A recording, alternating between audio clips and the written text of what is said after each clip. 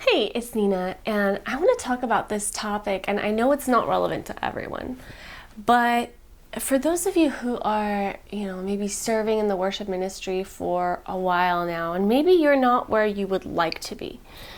So, for example, we had this girl who served on the worship ministry for many, many years, and inside herself, she really wanted to do more. She wanted to maybe lead more songs.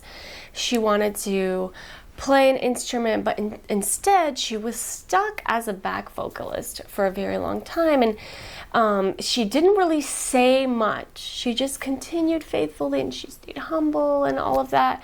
But then it came out in a very ugly way that she was actually really hoping. She was hoping that someone will say, hey, oh my goodness, let's have you do more now. And she was hoping for that for so many years, but it never happened. Nobody ever said, hey, let's have you lead a song. And so she actually isolated herself.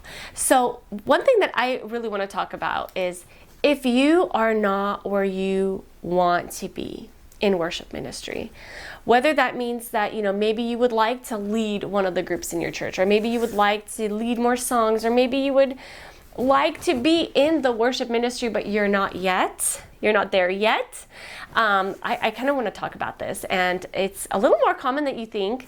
And I think the number one thing that happens when this situation occurs is isolation.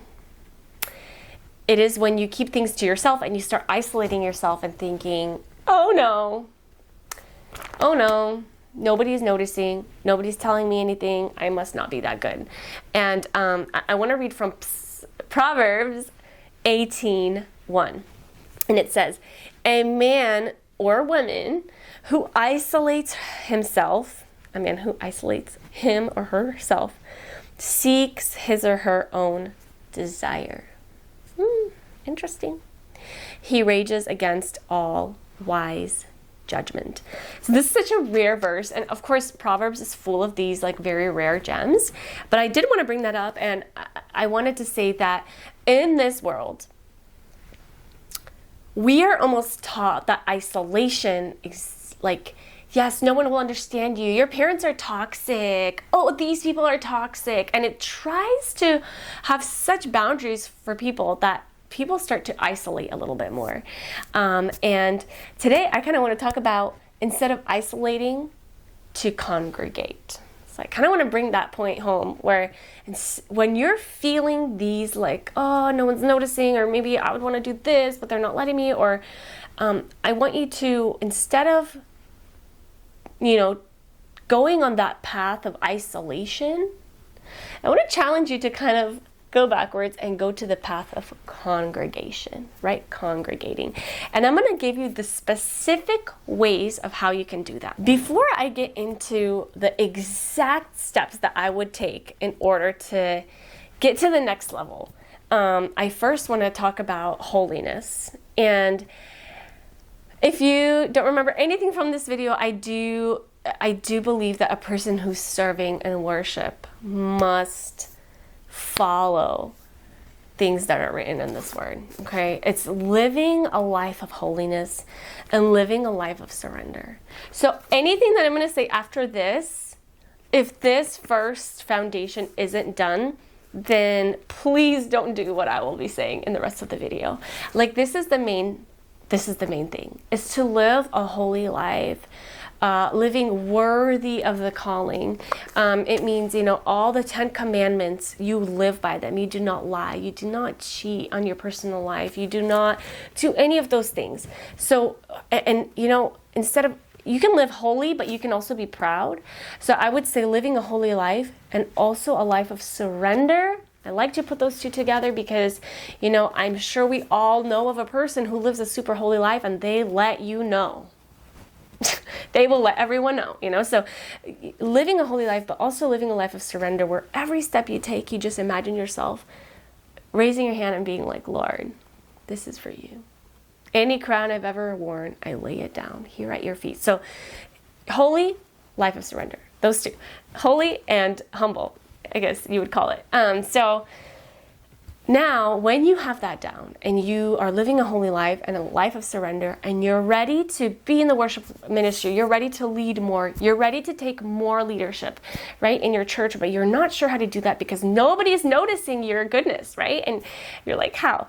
So I will say there are two things.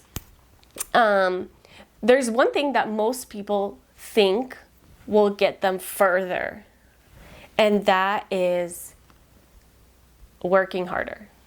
So, for example, let's say you have a set list for Sunday and you're sitting and you're practicing the song for an hour, and you're taking in great detail of how to play the introduction on piano if you play piano, or you're practicing the parts, you're practicing the harmonizing if you're a back vocalist, right? You're practicing and you're putting in so much work, and you're thinking, I hope that this will help me get promoted or get high on a higher level in the worship ministry. And you're hoping and you're doing all this hard work and you're trying extra hard. But the thing that's missing in that is advocating. So I want to talk a little bit about working hard and advocating. If you've been working hard for years but you haven't been getting anywhere with it, or maybe not everybody's noticing the talent that you have, instead of just doing that one piece, I'd like to suggest to spend 50% of your energy on advocating. And what I mean about advocating is, for example, if you have been practicing a song for an hour, right? What I'd suggest for you to do is reach out to your leader or to whoever is above you and just say, hey, I've been practicing this song for an hour. Or you don't really have to say for an hour to feel any kind of, sympathy, or empathy.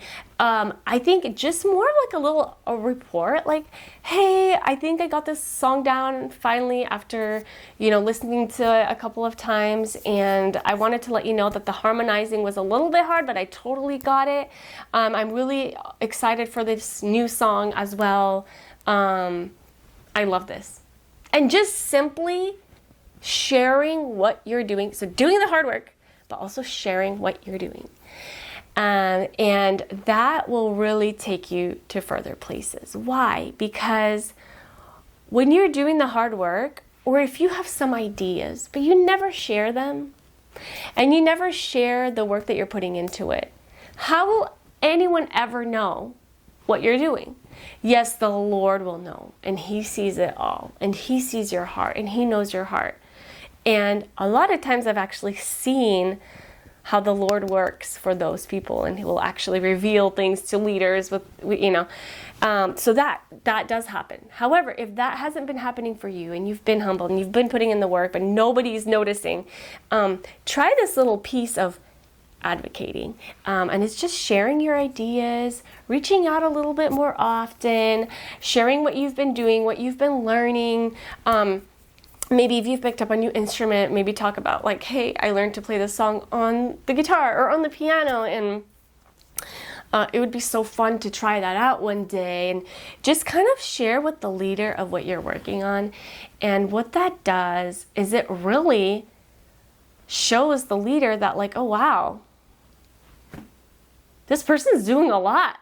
Even though you've been doing this thing all the time, you've just never brought it into light, right?